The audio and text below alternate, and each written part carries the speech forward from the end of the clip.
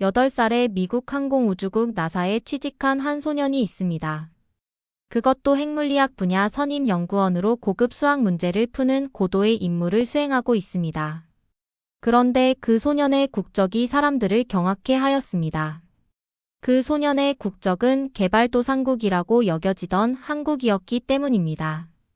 과연 이 소년은 어떤 능력을 가지고 있었길래 나사에 취직할 수 있었던 것일까요? 오늘의 사연 시작하겠습니다. 안녕하세요. 저는 미국 국가영재아동협회에서 교육정책연구원으로 근무하고 있는 아우렐리우스 녹스예요. 저는 항상 한국의 교육 시스템이 중국과 일본의 교육 시스템에 비해 훨씬 뒤처져 있다고 믿었어요. 오랜 시간 재능교육정책 연구자로 일하면서 다른 나라들이 어떻게 창의력, 비판적 사고, 그리고 자유로운 탐구를 격려하는지 여러 번 보았거든요. 그러던 중 한 특별한 한국 신동에 관한 소식을 들었을 때 어떻게 제약이 많은 한국에서 이렇게 놀라운 사람이 나올 수 있지? 라고 생각했어요. 그 신동의 이름은 박성철. 4살 때 일본에서 IQ 210으로 판정을 받았고 5살 때 영어, 독일어, 프랑스어, 일본어에 능통했다고 해요. 한국의 엄격하고 구시대적인 방식이 젊은이들을 억제하고 있다고 확신했었지만 제가 접하게 된 이야기는 제 예상과 전혀 달랐어요. 그날의 기억은 아직도 생생해요. 작은 책상에 앉아있던 저는 세 개의 기사와 보고서를 읽으며 시간을 보내고 있었어요. 한국의 경직된 교육 관행에 여러 번 실망을 느끼고 있었거든요. 제가 읽은 보고서와 뉴스들은 한국의 암기 위주 교육 체계를 그려내고 있었어요. 그러던 중 한 기사가 제 눈길을 사로잡았어요. 바로 나사가 한 한국 신동과 협력하기로 한 놀라운 결정을 다룬 보고서였어요. 저는 심장이 두근거리며 어떻게 나사와 같은 고위기관이 구식이라고 생각했던 한국의 아이에게 관심을 가질 수 있지? 라고 의아해했어요. 보고서에 따르면 나사는 이 신동의 독특한 사고 방식을 인정하고 그에 맞게 환경을 조성해 주기 위해 특별한 조치를 취했다고 해요. 이 아이는 나중에 스탠포드 대학교에서 위대한 인물로 성장하게 되었지만 전통적인 미국 학문 경로를 거부했어요. 대신 자신만의 길을 선택했는데 그 선택은 많은 이들이 이해하지 못했어요. 저는 깜짝 놀랐어요. 어떻게 미국처럼 기회의 땅인 교육 시스템이 한 아이의 진짜 가치를 알아보지 못할 수 있겠어요. 저는 동료들과 한국에 대해 많은 대화를 나누곤 했어요. 우리는 종종 한국을 중국과 일본과 비교했어요. 두 나라는 저마다 문제점이 있었지만 혁신과 교육 면에서는 앞서가는 모습이었거든요. 저는 늘 한국이 너무 엄격하고 암기 위주의 교육에만 치중하며 새로운 아이디어에 대해 열려있지 않다고 비판해왔어요. 그런데 이 이야기는 제 생각을 완전히 바꾸게 했어요. 나사가 처음으로 나서서 한 아이가 숨쉬고 꽃필 수 있도록 도와준 모습은 한국 교육 시스템의 한계를 넘어서 희망의 불꽃이 있다는 사실을 깨닫게 해줬어요. 저는 그 순간 한때 천재라는 꼬리표에 짓눌려온 어린 아이의 모습을 상상했어요. 끊임없는 시험과 언론의 관심 속에서 한없이 압박을 받으며 살아가는 그 아이는 자신이 단지 시험 점수 이상의 존재임을 알아주길 바라고 있었어요.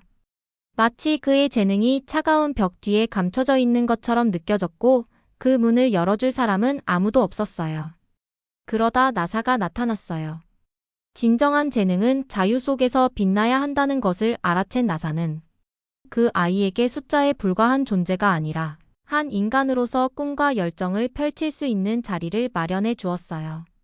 저는 나사의 대담한 조치에 감탄과 동시에 한 아이가 그토록 큰 압박 속에서 고통받아야 했다는 사실에 마음이 아팠어요. 작은 교실에서 조용히 앉아 세상이 기적을 바라며 그에게 기대를 걸던 모습을 상상했어요. 그 아이가 얼마나 오랜 시간 동안 오해받으며 단순한 이상치가 아니라 한 인간으로서의 감정과 꿈을 지니고 있었는지를 떠올렸어요. 그 순간 저는 큰 깨달음을 얻었어요. 이 한국 신동의 이야기는 단순히 한 아이의 천재성에 관한 것이 아니라 우리 사회가 가장 소중한 자원인 젊은 재능을 제대로 지원하지 못하고 있다는 전체 시스템의 실패에 관한 이야기라는 것을 말이에요. 제 자신이 한국에 대해 가졌던 혹평에도 불구하고 바로 그 속에서 희망과 변화의 불씨가 피어날 수 있다는 증거를 보게 된 거죠. 저는 마음 한켠에서 한때 굳게 닫혀있던 문이 열리며 한 어린 천재가 자유롭게 날개를 펼치는 모습을 상상했어요. 모든 아이들이 하나의 정형화된 틀에 갇히지 않고 각자의 흥미를 따라 자유롭게 탐구할 수 있는 미래를 꿈꾸게 되었어요. 이 신동의 이야기는 극적이고 안타깝지만 동시에 무한한 가능성으로 가득 차 있었어요. 그리고 저는 이 이야기가 교육에 대해 제가 알고 있던 모든 것을 다시 한번 되돌아보게 만드는 시작에 불과하다는 사실을 깊이 느꼈어요.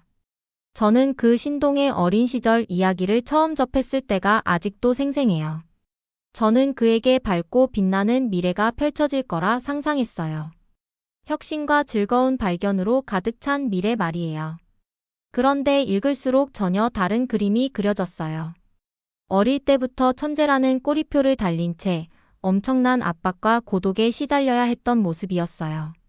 그가 아직 아주 어린 아이였을 때 사람들은 그를 천재라고 부르기 시작했어요. 여러 가지 시험을 통해 그의 지능을 잰 후 거의 믿을 수 없을 정도의 IQ라고 칭했어요. 저는 그가 조용히 앉아있는 모습을 상상했어요. 어른들이 그의 능력에 감탄하는 가운데서 말이죠. 하지만 그 칭찬과 함께 엄청난 부담도 따랐어요.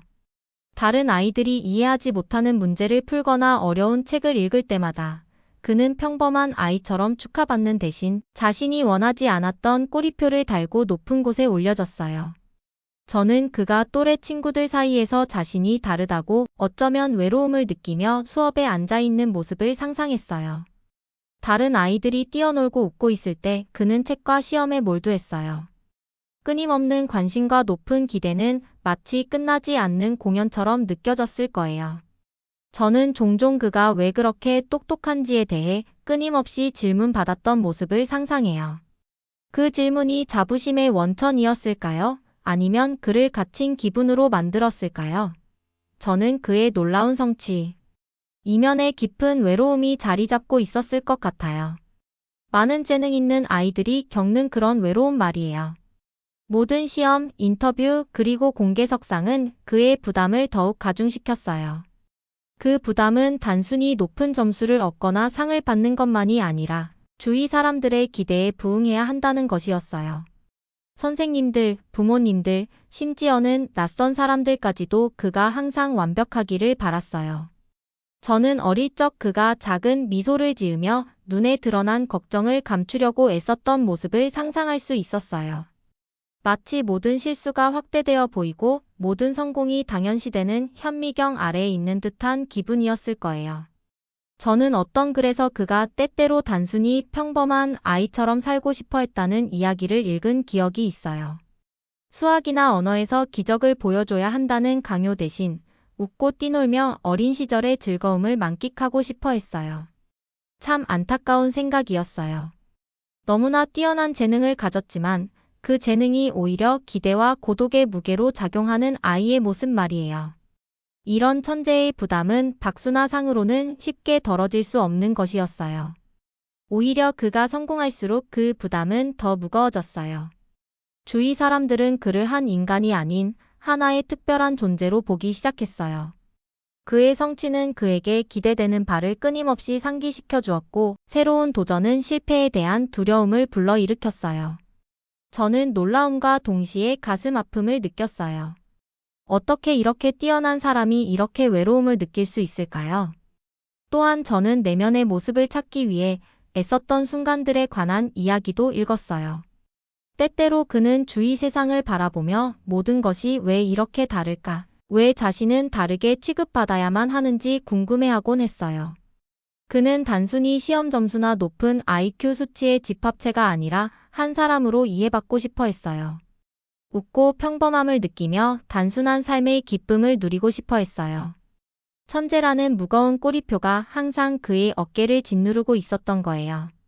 이 이야기를 접하면서 저는 천재성은 단순한 뛰어난 재능만을 의미하는 것이 아니라 그 재능에 따르는 감정적인 대가도 있다는 것을 깨달았어요. 놀라운 성취 이면에는 숨겨진 고뇌, 정체성과 소속감을 유지하기 위한 싸움이 있었어요. 사회는 종종 뛰어남을 축하하지만 그 이면에 있는 인간적인 면은 잊어버리곤 해요. 그의 어린 시절을 더 많이 알게 될수록 천재의 길이 항상 빛으로 가득 차 있는 것만은 아니라는 것을 이해하게 되었어요. 의심과 외로움이라는 어두운 순간들도 있었고 그것은 가장 인상적인 두뇌조차 길을 잃게 만들 수 있었어요. 그의 경우 천재라는 칭호는 축복인 동시에 저주였어요. 또래 친구들과의 거리를 만들고 단순한 어린 시절의 기쁨마저 빼앗아 갔어요. 이 모든 것을 되돌아보며 저는 그에게 깊은 연민을 느꼈어요. 그의 인생 이야기는 뛰어남에는 대가가 따른다는 사실을 보여주었어요. 그 대가는 어떤 아이도 감당해야 할 것이 아니었어요. 이 사실을 깨달으면서 저는 재능 있는 아이들을 대하는 방식에 변화가 필요하다는 강한 바람을 품게 되었어요. 그들은 학업 성취뿐만 아니라 감정적인 행복도 지지해 줄 수 있는 체계가 필요해요. 제 연구를 이어가면서 그의 고난은 모든 높은 IQ 수치 뒤에는 이해받고 돌봄을 받아야 하는 한 인간이 존재한다는 사실을 상기시켜 주었어요.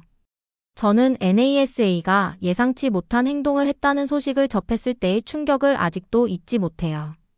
평소에 NASA는 우주 임무를 수행하는 진지한 과학자들의 팀이라고만 상상했는데 문제가 있는 어린 천재를 구하기 위해 나선 조직이라고는 상상도 못했어요.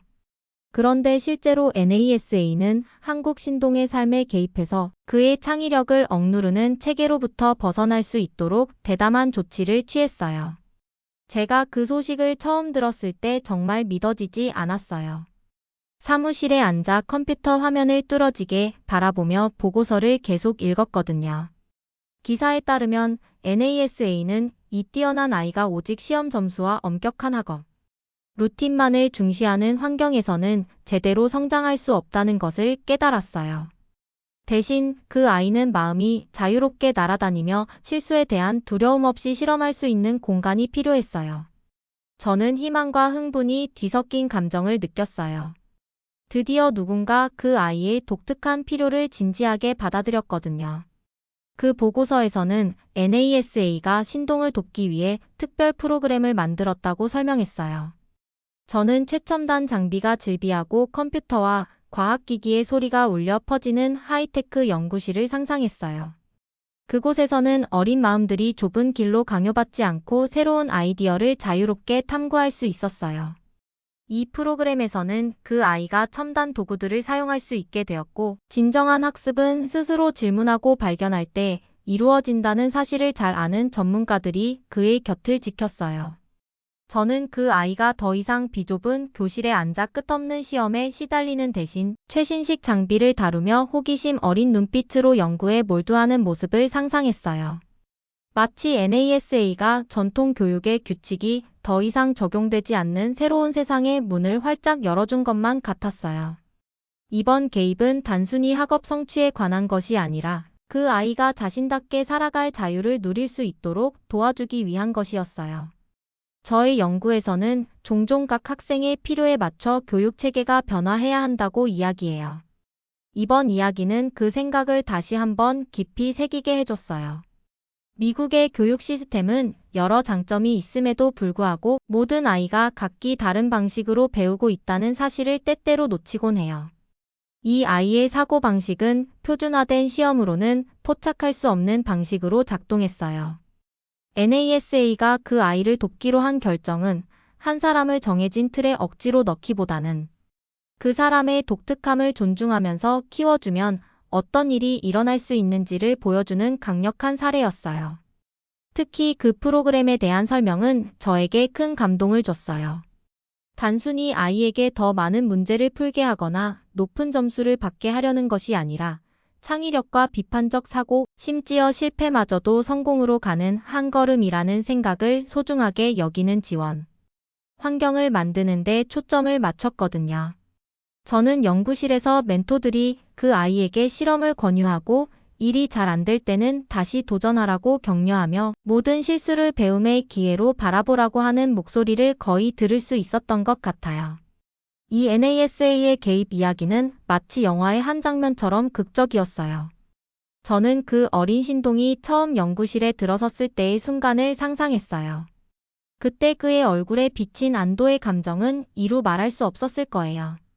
마치 그가 마침내 자신이 속할 곳을 찾은 듯한, 자신의 재능이 인정받고 어려움을 이해받는 따뜻한 공간을 만난 기분이었을 거예요. 이 이야기를 접하면서 비슷한 체계에 묶여 진정으로 빛날 기회를 기다리고 있는 다른 아이들이 얼마나 많을지 궁금해졌어요. 저에게 이 장은 전환점이 되었어요. 재능 있는 아이들이 어떻게 그리고 어디에서 성장할 수 있는지에 대해 제가 가지고 있던 기존의 믿음을 도전하게 만들었거든요. 때로는 NASA와 같이 예상치 못한 조직의 대담한 행동이 한 사람의 인생뿐 아니라 전체 교육 체계가 접근 방식을 재고하도록 하는 파장을 일으킬 수 있다는 사실을 보여줬어요. 그날 저는 새로운 목표 의식을 가지고 떠났어요. 전 세계 교육 체계가 이 대담한 개입에서 무엇을 배울 수 있을지 탐구하기로 결심했어요. 결국 NASA의 대담한 조치는 한 아이를 위한 구출 작전을 넘어서 모든 천재들이 자신만의 독특한 사고방식을 꽃피울 수 있는 환경에서 성장할 기회를 누릴 자격이 있다는 강력한 메시지를 전달한 셈이에요.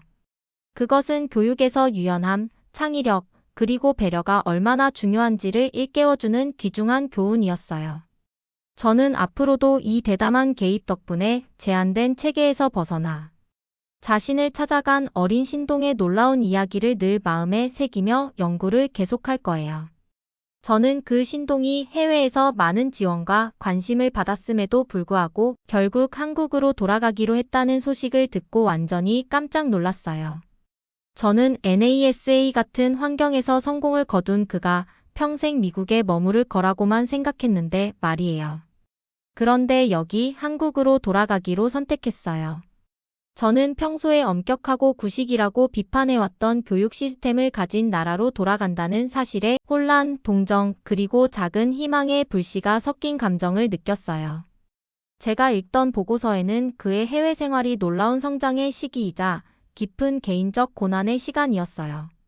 저는 그가 첨단 기계와 뛰어난 멘토들이 둘러싼 하이테크 연구실에서 홀로 앉아 있으면서도 마음 한켠이 텅 빈 모습을 상상할 수 있었어요. 어린 시절부터 이어진 끊임없는 칭찬과 높은 기대는 너무나 무거운 부담이 되었어요. 모든 지원을 받았음에도 불구하고 그가 그리워했던 건 바로 소속감과 이해였어요. 그런 감정은 오직 고국에서만 느낄 수 있다고 생각했거든요. 저는 그가 미국의 화려한 연구실 불빛을 뒤로하고 한국으로 돌아가는 길이 고통스럽지만 용기 있는 한 걸음이었다고 상상했어요. 한때 기회와 고통의 원천이었던 나라로 돌아가면서 그는 실망과 결연한 의지를 동시에 품고 있었어요. 자신에게 결코 맞지 않았던 틀에 끼워 넣었던 시스템을 고치고 싶어 했어요. 그의 결정은 단순히 귀향하는 것이 아니라 많은 재능 있는 아이들을 도울 수 있는 변화를 위해 싸우고자 하는 의지였어요. 저는 그가 공항에 도착하는 모습을 상상했어요. 눈에는 불확실함이 서려 있었지만 조용한 결심의 불꽃이 타오르고 있었을 거예요. 그가 내딛는 한 걸음 한 걸음마다 외로움과 끝없는 시험의 기억이 무겁게 느껴졌을 거예요. 한국에 돌아왔을 때 그는 여전히 익숙하지만 변하지 않은 환경, 즉 획일적인 교육을 요구하는 학교, 모든 학생이 똑같은 엄격한 규칙을 따라야 한다고 기대하는 선생님들, 그리고 창의적 사고보다는 암기를 칭찬하는 사회와 마주해야 했어요. 저는 해외에서 경험한 따뜻하고 열린 분위기와 집에서 그를 기다리고 있는 차갑고 경직된 시스템 사이의 대조를 상상하며 마음이 아팠어요. 그는 귀향이 얼마나 힘들었는지에 대해 이야기했어요. 미국의 기관들이 개성을 키워주고 실패와 실험의 여지를 주는 모습을 직접 보았기 때문이에요. 그런데 한국에서는 수능 압력이 너무 강해서 가장 뛰어난 두뇌조차 짓눌릴 수 있었어요. 자신을 제한했던 그 시스템으로 돌아간다는 생각에 슬픔과 분노를 느꼈을 거예요. 그럼에도 불구하고 그의 말 속에는 경험을 바탕으로 변화를 일으킬 수 있다는 작은 희망의 불씨도 있었어요. 저는 그의 이야기를 한마디 한마디 귀 기울여 들으면서 마치 그와 함께 있는 듯한 감정을 느꼈어요. 그는 귀향을 고통스러운 깨달음의 순간이라고 표현했어요. 더 이상 천재라는 꼬리표에 짓눌린 아이가 아니라 진정한 교육이란 단순히 지식을 쌓는 것이 아니라 자신이 이해받고 소중하게 여겨지는 느낌을 받는 것이라는 것을 깨달은 청년으로 성장했어요. 그의 귀향은 단순히 집으로 돌아가는 것이 아니라 교육 시스템을 개혁하고 재능 있는 모든 아이들이 갇힌 느낌 없이 마음껏 자랄 기회를 주기 위한 사명이었어요. 그의 이야기는 제 연구에 깊은 생각을 불러일으켰어요. 두 개의 전혀 다른 세계에서 최고와 최악을 모두 경험한 한 사람의 이야기였어요. 그의 한국 교육 시스템에 대한 고통과 좌절은 분명했지만 동시에 더 나은 미래에 대한 희망도 함께 느낄 수 있었어요. 그는 만약 한국이 그 경직된 방식을 바꿀 수 있다면 중국이나 일본도 완전히 이루지 못한 창의성과 개성을 키우는 선두주자가 될 수 있다고 믿었어요. 저는 그가 집으로 돌아갈 용기에 크게 감동했어요. 앞으로 그가 마주할 도전을 알면서도 외로움과 실망의 기억이 가득한 결정을 내린 그의 용기는 정말 대단했어요. 그의 변화를 향한 의지는 제게 깊은 공감을 불러일으켰어요. 때로는 가장 어려운 여정이란 우리를 뿌리로 돌아가게 만드는 길이라는 것을 깨달았어요. 과거를 받아들이는 것이 아니라 더 나은 미래로 변화시키기 위해 돌아가는 길 말이에요. 읽으면서 저는 깊은 감동과 영감을 받았어요. 그의 귀향은 성공으로부터의 후퇴가 아니라 새로운 시작을 향한 대담한 걸음이었어요. 저는 그의 목소리가 차분하고 진실되게 빛남과 인간적인 온기 그리고 이해를 존중하는 시스템을 위해 일하겠다고 약속하는 듯이 들리는 것 같았어요. 고통과 희망이 공존하는 그의 인생의 이장은 제게 강한 목표, 의식과 변화가 가능하다는 새로운 믿음을 심어주었어요. 저는 그 신동의 여정이 단순히 개인적인 고난을 극복하는 것이 아니라 교육에 대한 전혀 새로운 사고방식을 불러일으키기 위한 것임을 깨닫기 시작했어요. 그의 귀향과 한국 교육 체계를 변화시키겠다는 계획에 대해 읽으면서 점점 커져가는 흥분과 깊은 희망을 느꼈어요. 해외에서 지원받은 최고의 학습 환경을 경험한 한 청년이 분명한 변화를 위한 비전을 안고 귀국한 모습이었거든요. 저는 책상에 앉아 컴퓨터 화면에 비친 글씨들이 가능성으로 빛나고 있는 듯한 느낌을 받았어요. 그는 학생들에게 단순히 지식을 주입하는 것 이상의 교육 시스템을 꿈꿨다고 했어요. 창의력, 감성의 성장, 그리고 자유로운 탐구가 성적이나 시험 점수만큼이나 중요하게 여겨지는 시스템이었어요. 그 아이디어는 대담했어요. 오랫동안 한국의 많은 교육자들과 정책 이반자들이 고수해온 믿음에 도전하는 것이었거든요. 저는 그의 비전을 어둡던 방 안에 밝게 빛나는 한 줄기 빛처럼 느꼈어요. 그 빛은 구시대적인 체계에서 벗어날 길을 제시해 주었어요. 그는 모든 아이들의 독특한 재능을 인식하고 키울 수 있는 프로그램을 만들고 싶어 했어요. 저는 아이들이 질문하고 실험하며 실패를 두려워하지 않고 도전할 수 있는 교실을 상상했어요. 획일적인 수업이 아니라 각 학생이 자신의 강점과 흥미에 맞게 나아갈 수 있는 길을 제공하는 시스템 말이에요. 이 아이디어는 혁명적이라고 생각했어요. 만약 이 변화가 이루어진다면 얼마나 많은 아이들이 도움을 받을 수 있을지 상상하게 되었어요. 그의 말을 들으면서 저는 마치 그 대화의 한 부분이 된 것처럼 느꼈어요. 저는 그가 교육자들 앞에서 열정적으로 자신의 생각을 설명하는 모습을 상상할 수 있었어요. 그의 목소리는 차분하면서도 진실되었어요. 그는 오랫동안 한국이 암기와 표준화된 시험에만 집중해 왔다고 했어요. 그런 방식은 일부에게는 맞을 수도 있지만 모든 아이들이 각기 다르다는 사실은 무시하고 있었어요. 저도 그와 완전히 동의했어요. 제가 보아온 많은 사례에서 재능 있는 학생들이 시스템의 한계 때문에 제대로 빛나지 못하는 모습을 많이 봐왔거든요. 그는 한국이 중국과 일본도 완전히 이루지 못한 것을 이룰 수 있다고 믿었어요. 혁신과 창의력이 어린 시절부터 길러지는 나라를 꿈꿨어요. 그의 비전 속에서 학교는 단순히 학문을 배우는 곳이 아니라 인생을 배우고 자신감을 쌓으며 새로운 것을 발견하는 기쁨을 누리는 장소였어요. 저는 조용한 책상 대신 웃음과 다채로운 프로젝트, 활발한 토론이 넘치는 교실을 상상했어요. 저는 그의 아이디어를 곰곰이 생각하면서 변화가 얼마나 절실한지도 깨달았어요. 그의 비전은 단순히 학업 성적을 높이는 것을 넘어서 모든 학생들에게 긍정적이고 감동적인 교육 경험을 제공하는 것이었어요. 마음과 지성을 모두 지원하는 시스템의 가능성을 생각하면 가슴이 벅차올랐어요. 그의 아이디어는 단순하면서도 강력했고, 만약 이 변화가 실현된다면 얼마나 많은 아이들이 도움을 받을 수 있을지 궁금해졌어요. 또한 저는 그의 비전이 다른 나라들에게도 모범이 될 수 있다고 보게 되었어요.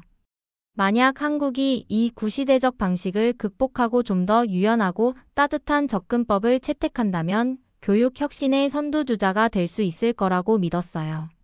저는 한국이 더 이상 엄격하고 압박감이 넘치는 교실 대신 학생들이 자신의 잠재력을 마음껏 발휘할 수 있는 활기차고 창의적인 학교로 알려지는 미래를 상상했어요. 그 생각만으로도 저는 미소를 지으며 희망을 느꼈어요. 이 시점에서 저는 그의 변화에 대한 비전이 단순한 이상이 아니라 자신의 경험을 바탕으로 한 실질적인 계획임을 확신하게 되었어요.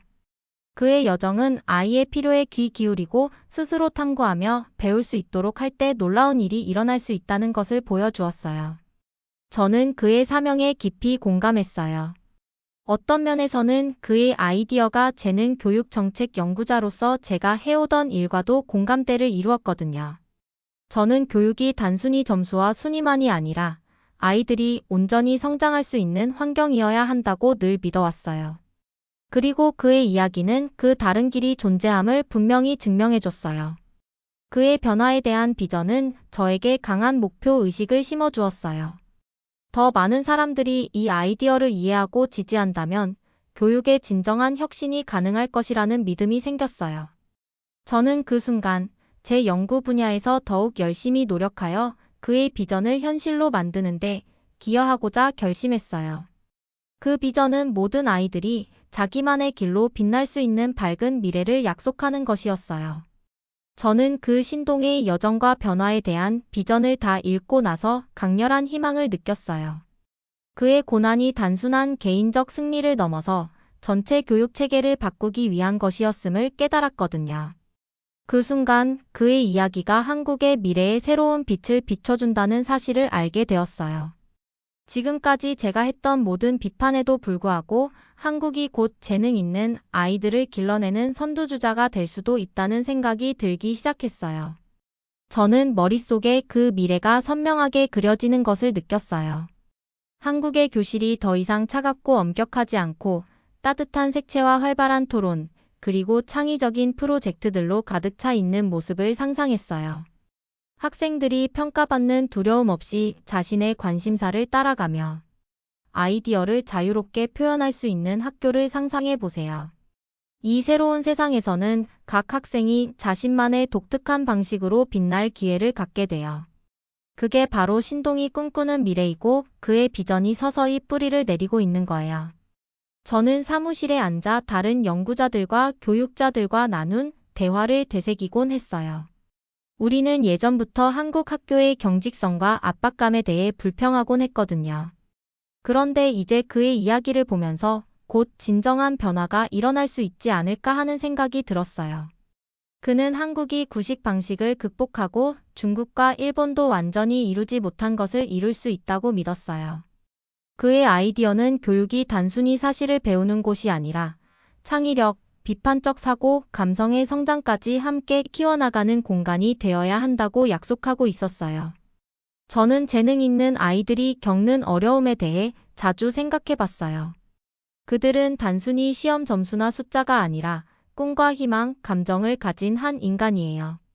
신동의 고난을 볼 때마다 저는 그의 아픔과 동시에 더 나은 세상을 만들고자 하는 깊은 열망을 느낄 수 있었어요. 그의 귀향은 단순한 개인적인 결정이 아니라 새로운 시작을 향한 외침이었어요. 저는 그가 익숙한 거리를 걸으며 옛 학교들을 바라보며 슬픔과 결연함을 동시에 느꼈을 모습을 상상했어요. 그는 한때 자신을 고립시키고 무거운 기대에 짓눌렀던 그 시스템을 고치고 싶어 했어요. 이제 저는 그가 꿈꾸는 교육개혁의 비전에 대해 깊이 공감하게 되었어요. 변화의 기회가 참 많다고 느껴졌어요. 예를 들어 선생님들이 엄격한 교육과정 대신 창의적인 방법으로 학생들을 이끌어가는 모습을 상상했어요.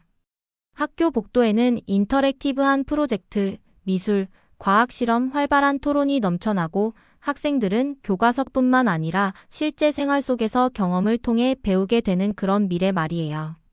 저는 이런 교육이야말로 학생의 미래에 도움이 된다고 믿어요. 저는 이 이야기를 많은 동료들과 공유했어요. 그 반응도 굉장히 고무적이었어요. 많은 분들이 만약 한국이 이 새로운 아이디어를 받아들인다면 전 세계의 모범이 될 수 있을 것이라고 동의하셨어요.